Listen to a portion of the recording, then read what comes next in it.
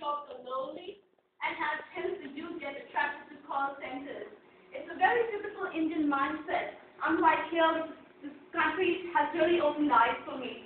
Here a plumber is given his due respect and earns around 4 times more than what I earn. But any Indian, if a father has a daughter or a son, is asked, what does his son or a daughter do? He will be very ashamed to say, oh, he or she is a plumber. It's almost like a disgrace. My parents would never be able to hear the fact that I am a plumber, not in my family. It's such a stigma, leave alone the amount it can bring into an economy. If they were too shy to become plumbers or electricians, and we give them the tools of IT and technology, they would be minting money. But what do the youth do? They go to these stupid call centers who pay the peanuts, literally, and all these call centers, including my own sister, they get very quick money. They'll be mostly 12th grade pass-outs who are very good at speaking English, because most of us Indians who get the opportunity to qualify ourselves are taught in English. Hence, we all can communicate in English very well. So it's just 12th grade pass-out students who are brilliant. I consider my sister to be amongst the top cream of the class. But they go to these call centers just to get that quick money, which is around 20,000 rupees. Well, I started as an engineer with 20,000 rupees a month. Again, peanuts. But the call centers are able to give them because the call centers are owned by multinationals, and when they convert dollars to rupees, it's no big deal. So all the talent of the country goes to these stupid call centers when they should be studying or using technology better, or thinking ways and means of doing things differently. But no, they go to their call centers because it buys them Levi's jeans and Gucci sweaters. So there goes the youth and the talent. Yeah, what's that converted into Australian dollars? Oh, sorry, that's 37 rupees make a dollar.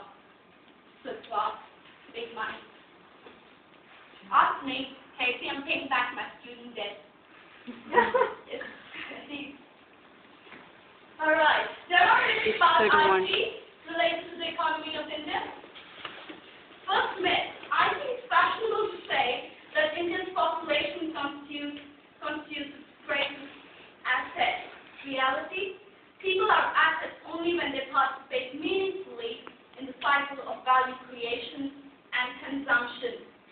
How would they create that value, and how would they consume the same thing when they are illiterate, when they have no knowledge? I think it's fashionable. I'm a software engineer. I can create software, and I have the capacity to buy that software. But how many of us Indians do have that capacity? Very little. Again, they're uneducated. They can't create the software. Again, when they're uneducated, they are poor, and they have no consumption, leave alone buying software. They don't have enough money to buy food. So there we are. Plan of action, build infrastructure, educate masses. Comes to the same old thing. Food, electricity, healthcare, and then education. Myth. Distance learning and e-learning are already being flaunted in some quarters as solutions to India's education challenges. Reality. How can the children of the poor and uneducated be provided with the incentives to come to school? This is another basic thing. I'm going on education, educate the masses, and do this and do that, but most of them don't have food in their stomach. Just imagine if you weren't given your lunch break and they sit here from 9 to 5 non-stop. Would you still come to school? Empty stomach? When your dad is beating up your wife with an alcohol hazard, or there are tensions in the family, you're hungry, why should you come to school and learn something where you can go into the fields and earn some more money? It's great that my country is getting up, and there have been these chief ministers in India who have really taken me back, and there are these fields of midday school meals where every child in the village who comes to school is fed a proper meal that starts the schooling and is given a bag of rice to take home every week. So that's a great incentive. I think it was Ramachandran, he's no more. He was the chief minister, and he brought in this in Andhra Pradesh, that's the state, and I've seen it happening in another state called Maharashtra when I was staying there. So we are trying to get to that target by encouraging more students and giving them the incentives to come to school to study. Understand physiology, psychology, and economics rather than implement technology again. Feed them, understand them, why they are doing so, rather than just going on and implementing this technology. I feel if technology is not handled well, it's just a sheer waste of money. It's like an obsession, IT obsession, which we all have. That, oh my God, it's IT. There are things in states where the taxes are much less for an IT project than a manufacturing or an agricultural project. I've seen this happen time and again.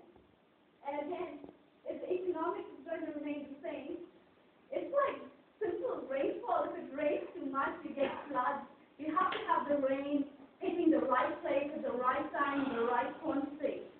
And that's what technology can do. It can do wonders, but it has to be used well. IT and culture in India. A knowledge economy is characterized by a culture of innovation. For such a culture to take root, innovation must be rewarded and intellectual property must be protected. We all come from a very shaky background, basically. If you take me as an example and my family, my paternal great-grandfather was a very rich landlord. He owned acres and acres of land over the river Ganges, and he just rented it out to farmers to farm on it. But again, he got into drinking, and the servants took over the entire property. We lost everything. My grandfather was a fine arts professor who loved challenging himself and creating these new things. He used to paint, he used to educate, he used to teach in university, push their students to go that extra mile and not just do the same stereotype occupations which most of us do. My dad is a beautiful painter, but when it came to picking up a profession for him, and he went and told my grandfather, "Dad, I want to be an artist." And my grandfather was like, "Are you kidding me?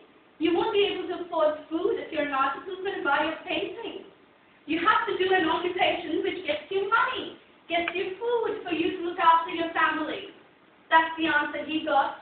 And then today he's a doctor. No doubt he's a flourishing doctor, but he misses being an artist. He misses challenging himself to create those pieces, which if he turned out to be an MS with Sen or something, would have churned in millions, but if he was an ordinary artist, nothing. What I'm trying to get at is the education system in India. Oh, well, it happened to me too. My dad asked me, "What do you want to do?" I said, "I want to become a VJ." He said, "Are you crazy? VJ will last for 2-3 years, and what are you going to do after that?" A video job. Doing engineering. Indian society is innovation, the way we are taught, our education system, we are all programmed in such a way that will always force us to take up an occupation which gives us quick money. Look at the universities. You have majority of us Indians doing IT or an MBA. Why? Quick money. How many Indians come into this university to do a course in creative arts? I haven't come across a single one. How many of them come here to do sociology as a major? Not come across a single one. It's just the mindset. That has to change. It's just not IT or becoming a doctor or becoming an engineer or becoming a management guy which can get you money. We have to look beyond that. Go and, diversify into different fields. Broaden our spectrum, broaden our horizons, challenge us. I guess that has to change too. Intellectual property is not well protected. Piracy. All of us will know here, especially Asians. And I heard this, and I read this quote. If we could afford it, we would pay for it. We pirate because we cannot pay for it.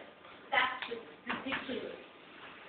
If it's not free, we don't want it. And if we have to pay a price for it, we'll copy it. That's not protecting intellectual property, and if we don't protect intellectual property, it just discourages people who create novel ideas to better the economy. It's just inhibiting them to go that extra step forward. So, oh my God, my idea will be copied, God put in that extra effort. You know, people have the money to buy television sets. People have the money to take holidays in India, but when it comes to buying software, they rather get a pirated version or something cheaper and paying that full price for an MS Office. That's what inhibits